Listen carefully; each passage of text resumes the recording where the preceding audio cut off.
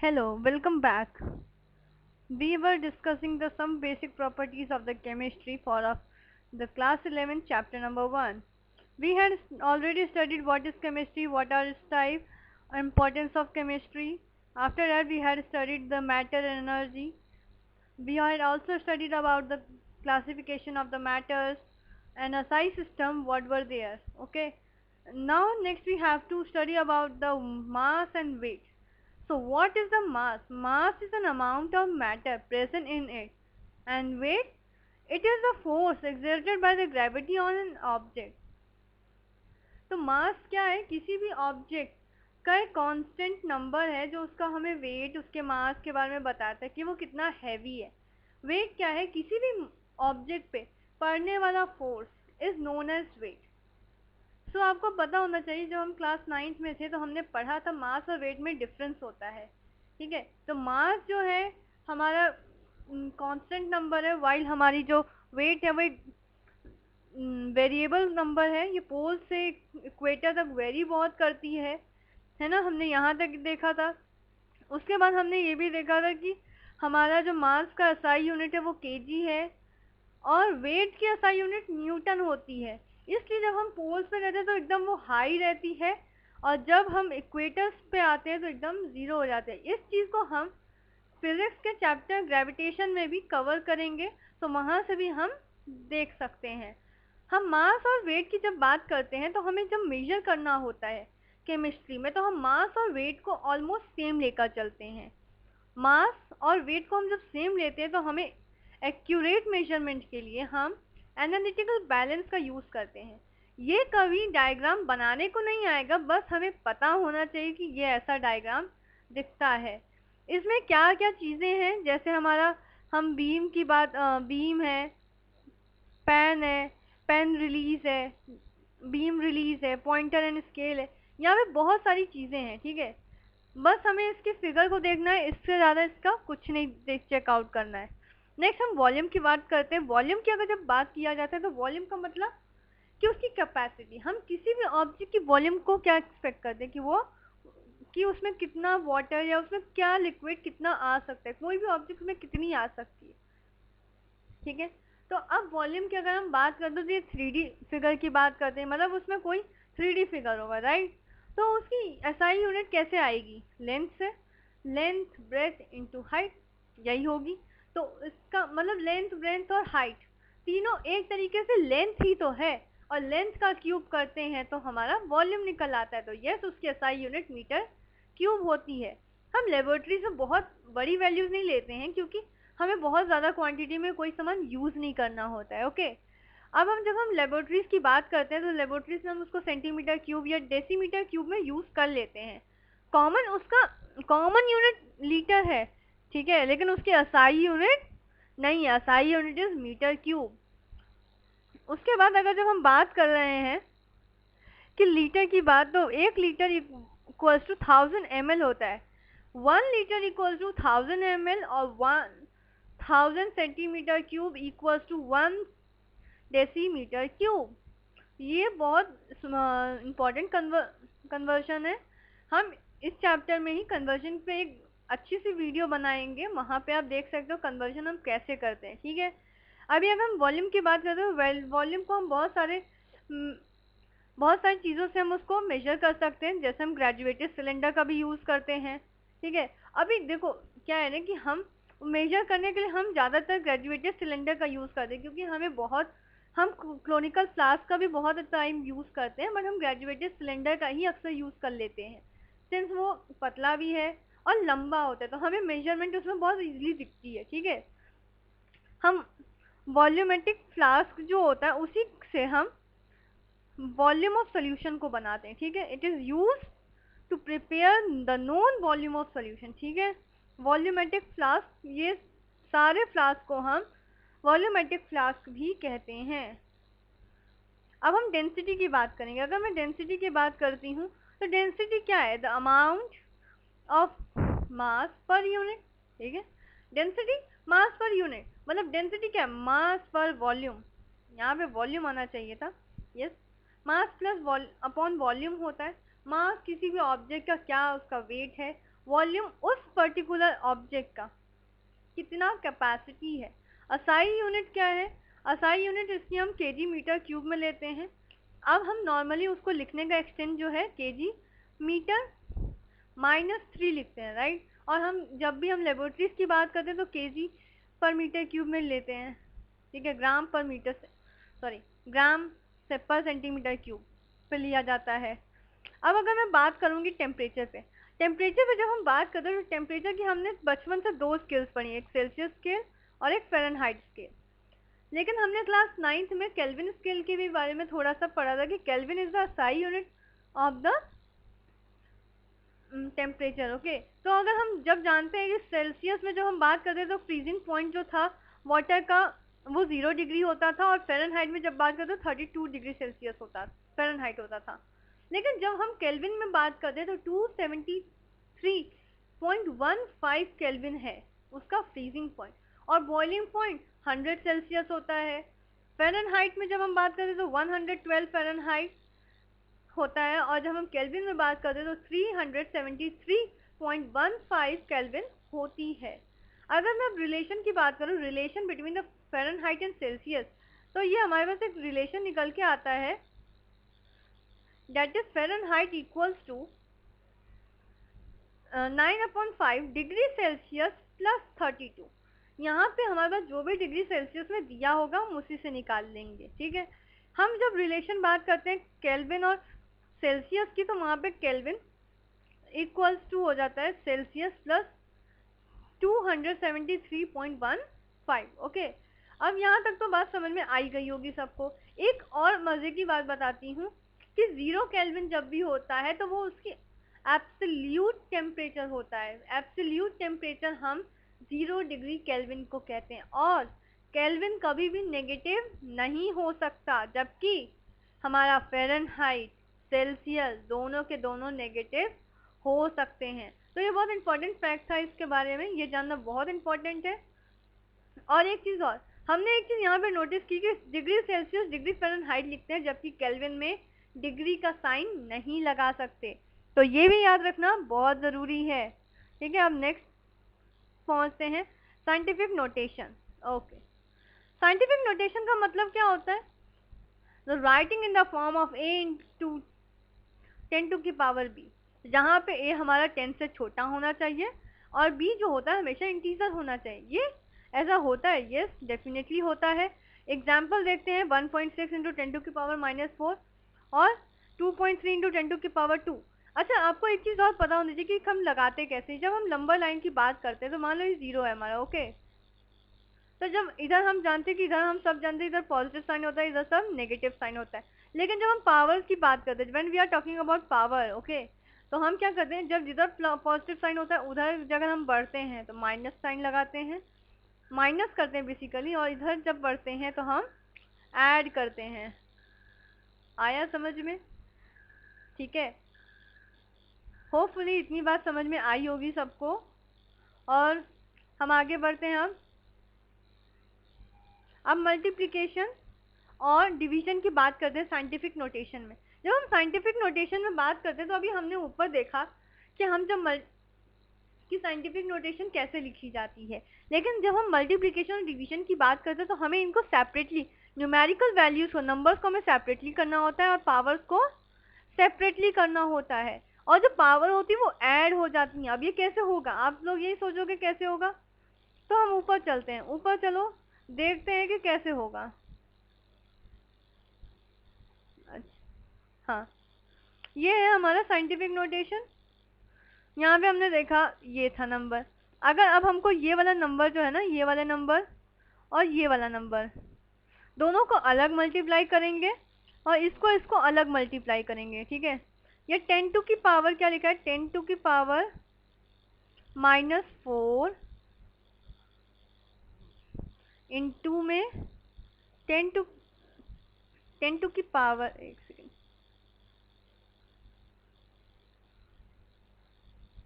10 to की power 2। Okay, जब इनको हम करेंगे तो ये ऐड हो जाएंगे। अगर ऐड होंगे मल्टीप्लाई करने के बाद तो 10 टू की पावर -2 आएगा,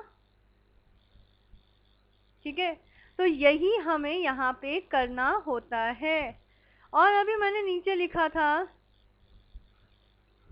डिवीजन में, यस डिवीजन की बात कर रहे थे हम। जब डिवीजन की बात करते तो हमने ये चीज़ देखी थी कि हम जब न्यूमेरिकल वैल्यूज को अलग सेपरेट करना है और पावर्स को अलग सेपरेट करके मल्टीप्लाई डिवाइड करना है। तो जब हम पावर की बात करते हैं तो भाई पावर तो अलग से कुछ होगा, तो हम इनको अलग सेपरेट करेंगे। इन्हें जब हम डिवाइड करेंगे तो ये सब्ट्रैक्ट हो जाएंगे, ठीक है। अब अगर सब्ट्रैक्ट की बात करें, यस जब अगर मैं इनको सेपरेट की बात करें तो क्या सेपरेट करना है तो क्या 10 टू की पावर -6 हो जाएगा? यस 10 टू की पावर -6 होगा। ऐड माइनस करना है, माइनस माइनस दोनों माइनस हो जाएंगे, और माइनस माइनस हम जानते हैं कि ऐड करते हैं, लेकिन साइन हमेशा ग्रेटर नंबर का लगाते हैं। ये तो बेसिक मैथ है, हमने क्लास 7th 8th में ही पढ़ा था, राइट। इतनी बात तो समझ में सभी को आई गई होगी। तो हम नेक्स्ट बढ़ते हैं टॉपिक एडिशन और सब्ट्रैक्शन पे। एडिशन और सब्ट्रैक्शन की जब मैं बात करती हूँ, सब्ट्रैक्शन और एडिशन की, तो देखो साइंटिफिक नोटेशन में जब हमें करना होता है तो हम ऑपरेटर्स को क्या करते हैं कि हम उसे ना सेम पावर में लेकर आते हैं। अब वो कैसे, और फिर हमें आगे परफॉर्म करना होता है। यस देखो यहाँ पे 1.6 और यहाँ पे ये दिया, राइट। अब अगर मुझे इन दोनों को सेम पावर में लाना, या मैंने क्या बताया कि इधर लेकर आओगे तो क्या होगा, माइनस कर देंगे तो पावर बढ़ जाएगी। लेकिन अगर मैं इसको इधर लेकर आऊंगी तो पावर ऐड हो जाएगी, लेकिन अगर मैं इसको इधर लेकर आऊंगी तो माइनस हो जाएगी। ये मैंने अभी कहा, तो मैं इसको क्यों ना इसको सेम कर दूं। तो फिर आप कहोगे कि कैसे सेम हो जाएंगी, है ना, ऐसा तो हो नहीं सकता, इसको सेम कैसे करें हम। यस देखो, तो हम क्या करेंगे कि इसको हम -4 के इक्वल नहीं रख सकते, लेकिन -4 को तो हम माइनस +2 बना सकते हैं, राइट। अगर मैं इसमें इसको पॉजिटिव डायरेक्शन में 6 से कर दूं मल्टी, 6 बार पीछे लेकर जाऊं, तो ये क्या 0.000016 हो जाएगा। इंटू में 10 टू की पावर, एक सेकेंड, 10 टू की पावर 2 आ जाएगी, ठीक है। अब दोनों सेम है, इनको मल्टीप्लाई करो, ऐड करो इन दोनों को, और फिर जो भी नंबर आएंगे फिर हम उनको पावर के साथ रख देंगे। और ठीक है, इतनी बात तो सभी को समझ में आ ही गई होगी। कोई भी क्वेरी होती है तो आप लोग कमेंट सेक्शन में पूछ सकते हैं। अब हम नेक्स्ट टॉपिक पढ़ते हैं सिग्निफिकेंट फिगर्स की। तो सिग्निफिकेंट फिगर्स थोड़ा इंपॉर्टेंट है, हम फर्स्ट टाइम पढ़ रहे हैं, इससे पहले की चीजें तो हम जानते थे, ठीक है। अभी ऑल देखो, इसको ध्यान से देखो, all the non zero numbers are significant, ठीक है। जितने भी नॉन नंबर्स हैं, जितने भी नॉन जीरो डिजिट के नंबर्स होते हैं, जैसे हमारे 1 2 3 4 5 6 7 एंड 8 एंड 9, ये सारे के सारे नॉन जीरो डिजिट होते हैं, ठीक है। ये सारे के सारे हमेशा सिग्निफिकेंट होंगे। यहाँ पे 3 आएगा, दिस इज 3, इसमें 3 सिग्निफिकेंट फिगर्स हैं, हाँ। और यहाँ पे 0 preceding the first non digit numbers are not significant. अगर मेरे पास पॉइंट के पहले आ जाए, पॉइंट से पहले या पॉइंट के बाद नहीं, बेसिकली अगर मैं कभी नंबर लिख दूँ 0.29, तो ये वाले 0 काउंट नहीं होंगे। या 29 के आगे 2 0 लगा दूँ, ठीक है, तो ये भी नंबर्स काउंट, ये वाले जीरोस भी काउंट नहीं होंगे। आई होप समझ में आ रहा है सबको थोड़ा थोड़ा। और फिर 0 between the 2 non zero numbers are significant. जैसे यहाँ पे 2005 लिखा है, तो 2005 देखो 2 और 5 के बीच में 2 0 आ रहे हैं, ठीक है। ये जो दोनों 0 आ रहे हैं, ये इनमें 4 सिग्निफिकेंट फिगर्स प्रेजेंट हैं, हाँ फाइन, समझ में आ रहा है। 0 जो है 0 एट द एंड और the right of the number, अब देखो, अगर मैं यहाँ पे 2.01 लिखती तो इसमें 3 सिग्निफिकेंट फिगर्स होती, राइट। अब मैं यहीं पर 0.8100 लिख दूँ तो इसमें आप लोग कहोगे कि 2 ही सिग्निफिकेंट फिगर्स है। नहीं, यहाँ पर 4 सिग्निफिकेंट फिगर्स हैं। How? According to the fourth rule, यहाँ पे कहा गया कि एंड में कहीं भी नंबर हो, अगर डेसिमल पॉइंट के बाद का कोई भी नंबर होता है तो 0 अगर डेसिमल पॉइंट के बाद आते हैं तो वो सिग्निफिकेंट फिगर्स में इंक्लूड होते हैं। और लास्ट में एडिशन, सब्ट्रैक्शन, मल्टीप्लिकेशन, डिवीजन में हम कभी भी जब भी सॉल्व करते हैं, अगर मैं किसी भी नंबर्स का एडिशन, सब्ट्रैक्शन, डिवीजन, मल्टीप्लिकेशन करूँगी पॉइंट्स के साथ, नॉन पॉइंट्स के साथ, तो हमें क्या देखना होता है कि जो भी हमारा नंबर आया उसमें क्वेश्चन में सबसे छोटा नंबर, सबसे लीस्ट पॉइंट डिजिट का नंबर कौन सा है और उस नंबर के साथ हमें अपना आंसर को देना होता है। ठीक है, एक एग्जांपल के तौर पे बता देती हूँ कैसे। ये देखो, जैसे यहाँ पे देखो 0 पॉइंट ये है, ये 3 पॉइंट, अच्छा यहाँ नहीं, थोड़ा सा और अच्छी जगह बताते हैं। यस, यहाँ पे बता देती हूँ, समझ में आ जाएगा आप लोगों को भी। देखो यहाँ पे 0.2 है, यहाँ पे 4.26 है। ठीक है, मैं 2 ही नंबर के साथ ले रही हूँ। अगर मुझे इन्हें ऐड करना है, ठीक है, अब मैं इन्हें ऐड करूँगी तो 6 यहाँ, 4 यहाँ, और ये 2, सॉरी इट्स 4, यहाँ 4 आएगा, ये रुक जाइए। ओके, ये आ गया। देखो ये पॉइंट है, बेसिकली थोड़ा बड़ा हो गया है, ये 4.6 है, लेकिन मुझे तो सिग्निफिकेंट फिगर्स पे चाहिए, मुझे राउंड ऑफ करना पड़ेगा इसे। राउंड ऑफ करने के लिए हमें पता होना चाहिए एक रूल कि जब हम राउंड ऑफ करते हैं तो क्या करते हैं कि अगर कोई भी नंबर 5 से बड़ा होता है, greater than 5, right, greater than 5 है, तो वो नेक्स्ट नंबर पे जंप आउट करेगा, ये वाला नंबर, तो इसका आंसर 4.5 आएगा। ठीक है, अच्छा मैंने यहाँ पे आपको नहीं बताया अभी, हाँ, कि देखो सिग्निफिकेंट फिगर्स की जो मैं बात तो कर ही ली, लेकिन अगर मैं राउंडिंग ऑफ की बात कर लेती हूँ थोड़ा सा, कि अगर मेरे पास, जैसे मैंने अभी बताया कि आपको अगर कोई भी नंबर मान लो 0.24 लिखा है, ओके बच्चों, समझ में आ रहा है, अगर ये 4 लिखा है, 4 इज लेस देन 5, राइट, तो ये नंबर यहीं पे ड्रॉप आउट होगा, हम इसको यहीं पे छोड़ देंगे और 0.2 पर इसे आंसर में रख देंगे। ठीक है, अब अगर मुझे सेम कंडीशन पे बोल दिया जाए कि 0.37 पर इसे राउंड ऑफ करो, तो मैं इसे 0.4 पर राउंड ऑफ करूंगी और ये नंबर जो था मेरा, ये एक नंबर बढ़ गया। ठीक है, आया समझ में? इतनी बात तो सभी को समझ में आई होगी। अब नेक्स्ट वाला थोड़ा सा ध्यान से सुन लेना।